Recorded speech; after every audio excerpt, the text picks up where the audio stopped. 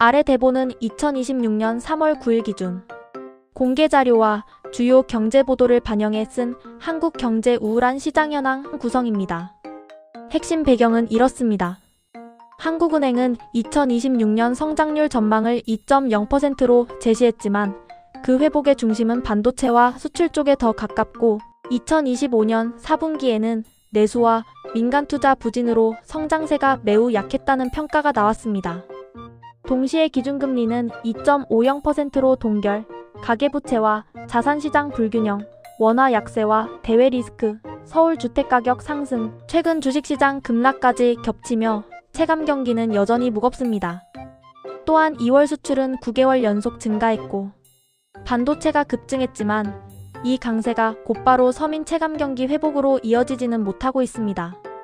2월 소비자 물가는 24.40, 1월 물가는 전년 대비 2.0% 상승, 소비심리는 2월 CCSI 112.1로 개선됐지만 시장은 여전히 수출은 좋은데 내 지갑은 어렵다는 온도차를 크게 느끼는 상황입니다. 한국 경제 우울한 시장 현황. 겉은 버티는데 속은 타들어간다. 지금 한국 경제는 겉으로 보면 숫자가 아주 나쁜 것만은 아닙니다. 수출은 늘고 반도체는 살아났고 정부와 한국은행도 올해 성장률 전망을 조금 높였습니다. 하지만 시장이 우울한 이유는 국민이 매일 체감하는 경제가 전혀 다르게 움직이고 있기 때문입니다. 뉴스에서는 반도체 호황이 들리는데 거리에서는 손님이 없다는 말이 먼저 나옵니다. 공장 일부는 돌아가도 골목 상권의 불은 약해졌고 주식이 올랐다가도 하루 만에 공포로 무너질 만큼 시장은 불안정합니다. 지금 한국 경제의 가장 큰 문제는 숫자와 현실 사이의 거리입니다. 나라 경제는 버틴다고 말하지만 가게의 살림은 이미 오래전부터 버티기의 한계에 들어섰습니다. 한국은행은 이렇게 말합니다. 수출은 웃는데 내수는 울고 있다. 한국 경제는 여전히 수출이 끌고 가는 구조입니다. 특히 최근에는 AI 투자 확대와 함께 반도체 수출이 폭발적으로 늘면서 겉으로는 경기가 살아나는 것처럼 보입니다. 하지만 그 열기가 시장 골목까지 내려오지 못합니다. 식당, 카페, 소매점, 자영업 현장에서는 사람들이 돈을 더 신중하게 쓰고 있습니다. 지갑은 닫히고 소비는 미뤄지고 작은 가게일수록 매출은 쉽게 흔들립니다. 결국 지금의 한국 경제는 수출 호황의 섬과 내수 침체의 바다가 함께 존재하는 이중구조입니다. 그래서 뉴스는 밝은데 체감은 어두운 겁니다. 금리는 멈췄지만 고통은 멈추지 않았다. 한국은행은 기준금리를 2.50%에서 유지하고 있습니다. 겉으로 보면 긴축의 압박이 덜해진 것 같지만 시장에서는 그렇게 느끼지 못합니다. 왜냐하면 이미 높아진 금리의 충격이 가계와 자영업자, 부동산과 대출 시장에 오래 누적돼 있기 때문입니다. 이자는 예전보다 무겁고 대출을 안고 있는 사람들은 매달 고정비에 짓눌립니다. 금리를 빨리 내리자니 원화 약세와 자산시장 불안이 걱정이고 그대로 두자니 내수와 민생이 더 지칩니다. 지금 한국은행이 서 있는 자리는 앞으로 가기도 어렵고 뒤로 물러서기도 어려운 매우 불편한 외줄위입니다. 그래서 시장은 안도하지 못하고 계속 눈치를 보고 있습니다. 가계부채는 한국 경제의 조용한 폭탄이다. 지금 시장이 진짜 무서워하는 것은 당장 보이는 경기 숫자보다 쌓여있는 빚입니다. 한국은 원래도 가계부채 부담이 큰 나라입니다. 집을 사기 위해, 전세를 버티기 위해, 생활을 이어가기 위해 빚에 의존한 시간이 길었습니다. 문제는 경기가 아주 좋지도 않은데 대출 부담은 여전히 높고 집값 불안까지 다시 살아나고 있다는 점입니다. 이렇게 되면 소비는 줄고 상환 부담은 커지고 경제 전체의 탄력도 떨어집니다. 가계부채는 한 번에 터지는 위기보다 천천히 소비를 질식시키는 방식으로 경제를 약하게 만듭니다. 그래서 지금 시장은 대형 호재보다 가계에 버티는 힘이 어디까지 갈지를 더 두려워합니다.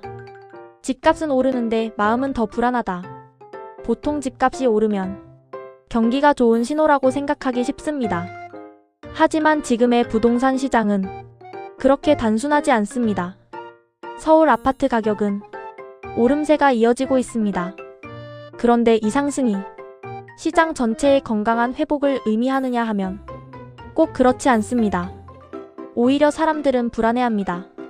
내 집 마련은 더 멀어지고 대출 부담은 더 커지고 조금만 잘못 들어가도 금리와 가격의 변동성에 큰 상처를 입을 수 있기 때문입니다. 즉 집값 상승이 희망이 아니라 조급함과 상대적 박탈감으로 번지는 시장.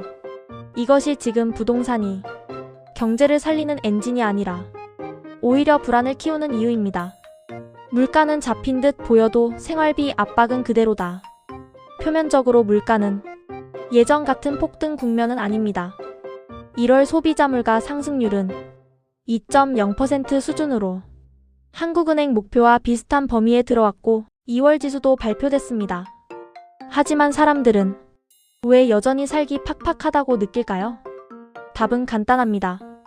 물가가 예전처럼 급등하지 않는 것과 이미 높아진 생활비가 다시 내려오는 것은 전혀 다른 이야기이기 때문입니다. 한번 오른 먹거리, 외식비, 생활비, 서비스 가격은 쉽게 원래 자리로 돌아오지 않습니다. 그래서 통계는 안정이라고 말해도 서민의 장바구니는 여전히 무겁습니다. 결국 지금의 물가 문제는 폭등의 공포보다 높아진 가격에 적응해야 하는 피로에 더 가깝습니다. 주식시장은 희망을 줬다가 공포를 줬다. 최근 한국 증시는 강한 기대와 거친 공포를 동시에 보여줬습니다. AI와 반도체 기대감으로 뜨겁게 오르던 시장이 중동발 충격과 글로벌 불안 속에서 급락하는 장면까지 나왔습니다. 하루 사이에 분위기가 완전히 뒤집히는 시장에서는 개인 투자자들이 가장 크게 흔들립니다. 올라갈 때는 이번엔 다르다는 기대가 커지고 떨어질 때는 혹시 너무 늦었나 하는 공포가 몰려옵니다. 이런 시장은 투자의 시장이 아니라 심리의 시장입니다. 지금 한국 증시의 우울함은 단순히 지수가 떨어졌기 때문이 아니라 앞을 내다볼 기준이 자꾸 흔들린다는 데 있습니다. 확신이 사라진 시장은 늘 더 차갑게 느껴집니다. 원화 약세와 대외 리스크가 한국 경제를 흔든다. 한국 경제는 대외 변수에 민감한 구조입니다. 에너지는 많이 수입하고 수출 비중은 높고 환율 변화의 영향을 크게 받습니다. 그래서 원화가 흔들리면 수입물과 기업 부담, 투자 심리까지 연쇄적으로 흔들립니다. 최근에도 원화 약세와 미국의 통상 압박, 관세 관련 불확실성, 중동 리스크 같은 대외 변수가 시장 전체를 긴장시키고 있습니다. 수출이 잘 나가더라도 외부 충격이 커지면 한국 경제는 쉽게 방어적이 됩니다. 특히 한국처럼 무역과 금융시장 개방도가 높은 경제는 국내가 아닌 해외 뉴스 하나에도 시장의 표정이 바뀝니다. 지금 우울한 시장의 본질은 국내 문제만이 아니라 밖에서 들어오는 불안까지 동시에 안고 있다는 점입니다. 소비심리는 숫자보다 훨씬 약하다. 소비심리 지수는 조금 회복된 모습이 나옵니다. 하지만 현장의 심리는 통계보다 더 예민합니다. 사람들은 지금 돈이 없어서만 안 쓰는 것이 아닙니다. 앞이 불안해서 안 씁니다. 직장이 불안하고 물가가 부담되고 집값은 높고 주식도 환율도 흔들리니 당연히 지갑은 다치게 됩니다. 경제는 결국 심리입니다. 지금 써도 괜찮다는 마음이 생겨야 소비도 돌고 자영업도 숨을 쉽니다. 그런데 지금은 혹시 더 어려워질지 모른다는 불안이 가계의 결정 하나하나를 지배하고 있습니다. 그래서 한국 경제의 가장 아픈 부분은 단순한 경기 둔화가 아니라 미래에 대한 자신감 저하입니다. 2026년 한국 경제 진짜 위기는 숫자가 아니라 체감이다. 정리하면 지금의 한국 경제는 완전히 무너진 상태는 아닙니다. 수출은 강하고 반도체는 살아있고 대외적으로는 버티는 힘도 있습니다. 하지만 국민이 느끼는 시장은 분명히 우울합니다. 내수는 약하고 빚은 무겁고 부동산은 불안하고 주식과 환율은 흔들리고 생활비 부담은 여전하기 때문입니다. 즉 지금의 위기는 성장률 숫자 하나로 설명되지 않습니다. 진짜 위기는 국민이 내일을 낙관하지 못한다는 데 있습니다. 시장에 돈이 돌지 않는 이유도, 사람들이 지갑을 닫는 이유도, 기업이 조심스러워지는 이유도 결국은 그 불안 때문입니다.